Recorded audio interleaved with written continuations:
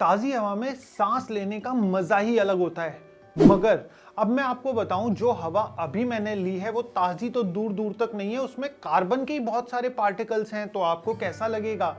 मगर दोस्तों, जब तक हमारे इस प्लैनेट पे पेट्रोलियम, कोल, इस तरीके के फ्यूल्स जलते रहेंगे, तब तक ये हवा में कार्बन हमेशा रहेगा और जो हमारी लाइफ एक्सपेक्टेंसी है वो धीरे धीरे करके कम ही होती जाएगी। क्या आप मेरे से इसका अल्टरनेटिव जानना चाहते हो कि हम क्या करें अगर हम कोल और फॉसिल फ्यूल्स नहीं बंद करने? अरे आपको पता तो है, इलेक्ट्रिकल व्हीकल्स नहीं है हमारे पास। इलेक्ट्रिकल व्हीकल्स सॉल्यूशन है इसका। मगर दोस्तों, क्या इलेक्ट्रिकल व्हीकल्स ही अकेला सॉल्यूशन है कार्बन फ्री होने का? जी हाँ दोस्तों, आज इस वीडियो में हम बात करने जा रहे हैं एक अल्टरनेट फ्यूल की, जिसका नाम है हाइड्रोजन। ये हमारे पास बहुत सालों से था और अब हम इसको प्रैक्टिकली अपनी डे टू डे लाइफ में कैसे इस्तेमाल करने वाले हैं। और ये हाइड्रोजन फ्यूल सेल्स आने के बाद hydrogen as a fuel use करने की वजह से आपकी लाइफ में क्या क्या चेंजेस आएंगे, हम आज इस वीडियो में बात करने वाले हैं। और इसके साथ साथ जापान एज अ कंट्री का इसमें क्या लेना देना है, हम इस बारे में आज बात करेंगे। तो आप बने रहिए हमारे साथ। तो दोस्तों, जैसे ही अगर मैं एक वर्ड बोलूंगा फ्यूल, आपके दिमाग में सबसे पहले आता है पेट्रोल, केरोसिन, डीजल या फिर कोल, ये फॉसिल फ्यूल्स। बट अगर मैं आपको एक चीज बताऊं कि हाइड्रोजन भी हम एज अ फ्यूल यूज कर सकते हैं। हम हाइड्रोजन को बर्न कर सकते हैं हीट जनरेट करने के लिए। और उसके साथ साथ हाइड्रोजन फ्यूल सेल्स जो कि एक्चुअली यूज होता है गाड़ियों में, एंड हमारे इलॉन मस्क भाई साहब ने तो इनको फ्यूल सेल्स नहीं फूल सेल्स बोल दिया था। Coming back to the topic, तो यूजिंग हाइड्रोजन फ्यूल सेल्स हम इससे इलेक्ट्रिसिटी भी जनरेट कर सकते हैं। तो दोस्तों, हाइड्रोजन आज ही नहीं, हम बहुत सालों से प्रोड्यूस करते हुए आ रहे हैं। मगर जो हम हाइड्रोजन प्रोड्यूस कर रहे हैं, उसको प्रोड्यूस करने के लिए हमें फॉसिल फ्यूल्स को ही जलाना पड़ता है। और हम बात कर रहे हैं हाइड्रोजन को कार्बन फ्री होने के लिए। तो ये तो आपस में कॉन्ट्राडिक्ट कर रही हैं। मगर अब क्या चेंजेस हुए हैं दोस्तों, जिसकी वजह से हम क्लीन हाइड्रोजन बनाने जा रहे हैं, जिसको हम बोलते हैं रेड हाइड्रोजन भी। सो दोस्तों, क्लीन हाइड्रोजन की कहानी समझने के लिए हमें इस कहानी के अंदर एक और चीज को इंट्रोड्यूस करना पड़ेगा, that is nuclear power plant. तो दोस्तों, न्यूक्लियर पावर प्लांट पिक्चर में कैसे आता है, अब मैं आपको समझाता हूं दोस्तों। न्यूक्लियर एनर्जी के अंदर जो हमारे पूरी दुनिया को लीड करता है, दैट इज जापान। एंड एक टाइम पे सबसे ज्यादा न्यूक्लियर पावर प्लांट हुआ करते थे जापान के अंदर, क्योंकि दोस्तों जापान के पास उतना ज्यादा रिसोर्सेज नहीं है। That's why Japan used to rely mostly on nuclear energy. मगर हुआ क्या दोस्तों, फुकुशिमा के अंदर जो न्यूक्लियर पावर प्लांट था जापान में, उसमें अर्थक्वेक की वजह से बहुत चारों तरफ तबाही मच गई एंड रेडियो एक्टिव मटेरियल हर जगह पे फैल गया, जिसकी वजह से जापान क्या, पूरी दुनिया ने न्यूक्लियर रिएक्टर्स को बंद करना चालू कर दिया। और न्यूक्लियर रिएक्टर्स में उसके बाद से कोई खास ग्रोथ देखी भी नहीं गई। मगर अभी रिसेंटली क्या हुआ, रशिया और यूक्रेन का वॉर, जिसकी वजह से जापान क्या, पूरे वर्ल्ड में ऑयल एंड गैस प्राइसेस काफी ज्यादा बढ़ गए। एंड इसी चीज की वजह से जापान ने सोचा it is the right time to move back to the nuclear energy.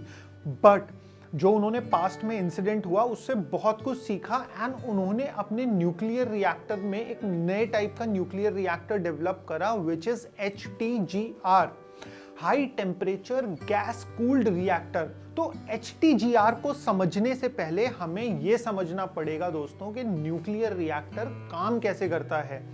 तो हम सबने वो देखे होंगे, जो मूवीज में भी दिखाते हैं, कुछ इस तरीके का होता है, टॉक्सिक मटेरियल का येलो कलर का साइन बना हुआ होता है, that is for nuclear reactors. अब क्या होता है दोस्तों, न्यूक्लियर रिएक्टर के अंदर कोई भी radio active material such as आपका यूरेनियम, उसका एक चेन रिएक्शन होता है, जिसमें कि वो पर्टिकुलर एटम को स्प्लिट करा जाता है, जिससे कि हमारे को at the end of the day heat generate होती है। और उस हीट को एक्सचेंज करा जाता है वाटर मीडियम में। तो वाटर गर्म हो गया, उस वाटर को गर्म होने के बाद बनती है स्टीम, स्टीम से घुमाई जाती है टरबाइन, और टरबाइन से प्रोड्यूस होती है एनर्जी। ये है दोस्तों एक न्यूक्लियर पावर प्लांट का एक बेसिक सा कॉन्सेप्ट। बट इसके अंदर क्या होता है दोस्तों, जो कूलिंग होती है उन एटम्स की, जो हमारा कोर चैम्बर होता है, हीटेड कोर होता है, उसको ठंडा रखने के लिए पुराने वाले ट्रेडिशनल न्यूक्लियर पावर प्लांट्स में पानी का यूज होता था। बट HTGR के अंदर क्या हो रहा है दोस्तों, उसको कूल करने के लिए उस रेडियो एक्टिव मटेरियल का जो रिएक्शन चैम्बर है उसको ठंडा रखने के लिए गैस का यूज हो रहा है, दैट टू हीलियम। हम इसकी ज्यादा डिटेल्स में नहीं जाएंगे वरना वीडियो बहुत ज्यादा बोरिंग हो जाएगी। तो जापान ने फुकुशिमा न्यूक्लियर पावर प्लांट के डिजास्टर के बाद में बहुत कुछ सीखा एंड उसी की वजह से उन्होंने ये HTGRs डेवलप करे। अब ये HTGRs हैं क्या दोस्तों? HTGRs के अंदर आपका जो न्यूक्लियर मटेरियल होता है उसको काफी सारी लेयर्स की सिरेमिक कोटिंग के अंदर रखा जाता है एंड उसका रिएक्शन उसी के अंदर होता है। एंड उसके बाद में क्या होता है, ये सिरेमिक कोटिंग्स एक बॉल की तरह बनाई जाती है एंड ये जो सिरेमिक कोटिंग्स होती हैं ये एक्सट्रीम टेम्परेचर्स तक हीट हो सकती हैं, इतना ज़्यादा हीट हो सकती हैं और उसके बाद में भी इनके टूटने का, क्रैक होने का या फिर मेल्ट होने का कोई खतरा नहीं होता। तो सबसे पहली क्या चीज़ है दोस्तों कि अगर आपका कोर मेल्ट डाउन होगा भी तब भी आपका रेडियो एक्टिव मटेरियल कहीं पे स्पिल नहीं होगा, एनवायरनमेंट में तो खास करके नहीं। तो हमारा जो रेडियो एक्टिव मटेरियल है वो उन सिरेमिक बॉल्स के बीच में बंद है एंड देन ये बहुत सारी बॉल्स को इकट्ठे लगा दिया जाता है एक चैम्बर के अंदर एंड उस चैम्बर को ठंडा करती है हमारी हीलियम गैस। हीलियम गैस क्यों? क्योंकि दोस्तों हीलियम के अंदर हीट को कैरी करने की कैपेसिटी बहुत ज़्यादा है। जहां हमारा पानी कुछ डिग्री सेल्सियस तक ही हीट हो सकता है, हम हीलियम गैस को बहुत ज़्यादा टेम्परेचर्स तक हीट कर सकते हैं। तो दोस्तों इस वाले HTGR के साथ में जापान ने पहली चीज़ सेफ्टी पॉइंट ऑफ व्यू तो संभाल लिया कि हाँ भाई अब यहाँ पे एक्सीडेंट्स उस तरीके के फुकुशिमा टाइप के नहीं होंगे। एंड दोस्तों सेकेंड चीज़ जो जापान ने इस को यूज करके बनाई दैट इज हाई टेम्परेचर। तो कार्बन फ्री होने के लिए हमारे यहाँ पे जैसे अगर हम बात करें स्टील प्रोडक्शन की, स्टील प्रोडक्शन में हमें कोई ना कोई फ्यूल बर्न करना ही पड़ेगा। तो हम ये वाला टेम्परेचर जो इतना हाई टेम्परेचर रेज हो रहा है और वो उसको हम हीलियम के थ्रू बना भी रहे हैं, निकाल भी रहे हैं उस टेम्परेचर को, उससे हम स्टील मैन्युफैक्चरिंग यूनिट्स में भी यूज कर सकते हैं। स्टील मैन्युफैक्चरिंग को हल्के में मत लेना दोस्तों, 8 to 9% वर्ल्ड कार्बन एमिशन हमारा केवल स्टील से ही आता है। एमिशन ओके, खाली स्टील से ही आता है। और दोस्तों उसके साथ साथ अब हम हाइड्रोजन की जो बात कर रहे हैं कि हाइड्रोजन को एज अ फ्यूल अब हम क्यों देख रहे हैं, क्योंकि ट्रेडिशनल मेथड्स में हाइड्रोजन को आपका फॉसिल फ्यूल्स जलाकर ही बनाया जाता था। फॉसिल फ्यूल्स जलते थे, कुछ रिएक्शन होता था, टेम्परेचर पहुंचता था, तब जाके आपका हाइड्रोजन बनता था। बट अब हम इस वाले HTGRs के साथ में इतने हाई टेम्परेचर्स पे खेल रहे हैं, इतना हाई टेम्परेचर हम कर पा रहे हैं न्यूक्लियर रिएक्टर से, हीलियम के थ्रू हम उस टेम्परेचर को यूज करने लायक भी बना पा रहे हैं। तो अब क्या होता है दोस्तों, एक रिएक्शन होता है, मैं भी पढ़ के बताता हूं। एक रिएक्शन होता है दोस्तों जिसको हम कहते हैं आयोडीन सल्फर रिएक्शन। अब इस रिएक्शन का सिंपल सा कॉन्सेप्ट ये है, एक पाइप से पानी जाता है, अंदर कुछ तो भी छूमंतर होता है एंड दूसरी साइड से हाइड्रोजन एंड ऑक्सीजन निकलती है। तो रेसिड्यू इसका जो बचा वो केवल ऑक्सीजन बची। तो इस हाइड्रोजन को कहा जाता है दोस्तों रेड हाइड्रोजन, जो कि एनवायरनमेंट फ्रेंडली तरीके से बनाया जाता है। अब ये ट्रेडिशनल न्यूक्लियर पावर प्लांट्स में इसलिए अचीवेबल नहीं था बिकॉज वहाँ पे जो हमारा कोर को कूल डाउन होता था वो पानी से होता था।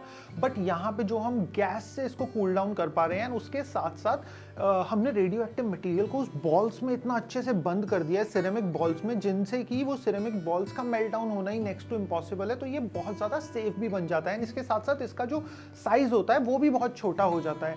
अभी रिसेंटली मित्सुबिशी इलेक्ट्रिकल्स यही पावर प्लांट जापान में डेवलप भी कर रहे हैं। तो वो उतना हाई टेम्परेचर यूज करके हम आयोडीन सल्फर रिएक्शन से हाइड्रोजन बना पाएंगे। और इससे एक और फायदा भी है दोस्तों कि अगर हम फॉसिल फ्यूल से हाइड्रोजन बनाते हैं, उस हाइड्रोजन की कॉस्टिंग ही बहुत ज्यादा महंगी पड़ती है हमारे को, और इसके कंपैरिजन में HTGRs के थ्रू अगर हम हाइड्रोजन बनाएंगे तो ये हमारे को ओवरऑल बहुत सस्ती कॉस्टिंग में आएगा। और उसके साथ साथ ये कार्बन फ्री भी है। तो अगर फॉर एग्जाम्पल हमारा हाइड्रोजन बनाना कार्बन फ्री है एंड उस हाइड्रोजन से हमारा गाड़ी चलाना वो भी कार्बन फ्री है। तो अगर आपको पता हो दोस्तों, तो जापान इस समय इलेक्ट्रिकल व्हीकल्स पे फोकस ना करके हाइड्रोजन फ्यूल सेल्स वाले व्हीकल्स पे जापान अभी ज्यादा फोकस कर रहा है। और यही नहीं दोस्तों, कोई चीज अगर पूरे दुनिया में आएगी तो वो सबसे पहले इंडिया में भी आएगी। अब इंडिया के अंदर क्या हुआ है दोस्तों, इसी ग्रीन एनर्जी को बनाने के लिए अडानी ग्रुप रेज कर रहा है 20,000 करोड़ रुपया, जिसके अंदर से एज पर देयर स्टेटमेंट वो रेज करेंगे, ये वाले पैसे से वो बिल्ड करेंगे हाइड्रोजन फैसिलिटी जहां पे ग्रीन हाइड्रोजन बनाई जाएगी। एंड जैसे ही मैंने उस दिन न्यूज़पेपर का अगला पन्ना पलटा तो हमारे यहाँ पे इंडिया के अंदर 35 ट्रेन्स भी आ रही हैं जो कि हाइड्रोजन पर चलेंगी। तो हम भी दुनिया में कहीं ना कहीं इस चीज को अडेप्ट करते हुए देख रहे हैं। और इसके साथ साथ दोस्तों हर चीज़ केवल ब्लू स्काई जैसी नहीं है, हर चीज़ एकदम पॉजिटिव नहीं है, इसके कुछ नेगेटिव इम्प्लीकेशंस भी हैं। बिकॉज ये जो हमारे HTGR न्यूक्लियर रिएक्टर्स हैं दोस्तों, ये भी उतना ही न्यूक्लियर वेस्ट बनाएंगे जितना एक कोई ट्रेडिशनल न्यूक्लियर पावर प्लांट बनाता था। तो हमारे को बेसिकली कार्बन में तो कमी आ गई, हमारा कार्बन फुटप्रिंट तो कम हो गया, बट हमारा रेडियो एक्टिव मटेरियल जो वेस्ट निकलेगा वो फिलहाल उतना ही है। ये इसका एक फ्लिप साइड है। मगर हम इसका पॉजिटिव और भी अगर मैं आपको गिनवाऊं तो दोस्तों, जैसा मैंने आपको बताया कि हाइड्रोजन कुछ ऐसी चीजें जहां पे हमें फ्यूल जलाना ही पड़ेगा। आप इलेक्ट्रिसिटी से प्लेन नहीं उड़ा सकते, आप इलेक्ट्रिसिटी से रॉकेट आसमान में नहीं भेज सकते, उसके लिए आपको कुछ ना कुछ ज्वलनशील चीज चाहिए, आग लगानी ही लगानी है। तो उस केस में हाइड्रोजन बहुत एक पॉजिटिव अल्टरनेट हो जाता है। आज से पहले, अभी तक से पहले हाइड्रोजन बनाने के लिए फॉसिल फ्यूल जलाने पड़ रहे थे, बट अब जो क्लीन हाइड्रोजन है ये हमारी सस्ती भी आएगी और इसके साथ साथ ये एनवायरनमेंट को नुकसान भी नहीं पहुंचाएगी। तो अब हम अगर एग्जांपल लें तो हमारे कार्गो शिप्स इतना कार्बन एमिशन करते हैं, तो उसको हम हाइड्रोजन पे रन कर सकते हैं। उसके साथ साथ एयरलाइनर्स, एयरक्राफ्ट्स को हम हाइड्रोजन पे रन कर सकते हैं और उसके साथ साथ दोस्तों रॉकेट्स को भी हाइड्रोजन पर रन किया जा सकता है। और स्टील मेकिंग में भी जो हमारे को हीट जनरेट करनी होती है वो भी हम उस हाइड्रोजन से बना सकते हैं। तो दोस्तों ये था आज की इस वीडियो का टॉपिक। इवन दो अभी भी हाइड्रोजन उतना ज्यादा प्रेवलेंट नहीं है, बट ये आने वाले टाइम में, क्या आप भी इस चीज को देखते हो कि हाइड्रोजन एक मेजर फ्यूल कैटेगरी बन पाएगा? एंड कंसिडरिंग द ट्रेंड्स जो इंडिया में चल रहे हैं, जिस हिसाब से इंडिया में हाइड्रोजन की अडेप्टेशन चल रही है, hydrogen green hydrogen manufacturing plants आ रहे हैं और उसके साथ साथ हाइड्रोजन पे चलने वाली ट्रेन्स आ रही हैं, टोयोटा जैसी कंपनी गाड़ियां डेवलप कर रहा है हाइड्रोजन फ्यूल सेल्स पे। तो क्या आप सोचते हो कि hydrogen could be the future? And if you also think so दोस्तों, तो प्लीज कमेंट्स में हमारे को लिख के जरूर बताइएगा। And till then keep shining, keep smiling, Lumin city.